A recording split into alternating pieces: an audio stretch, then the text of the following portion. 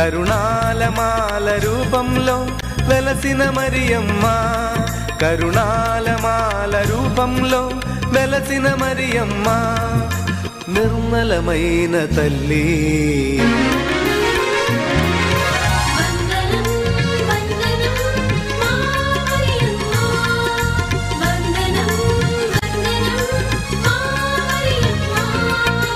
జననీ మరియమ్మ ప్రేమ కలిగిన తల్లి, జననీ మరియమ్మ ప్రేమ కలిగిన తల్లి.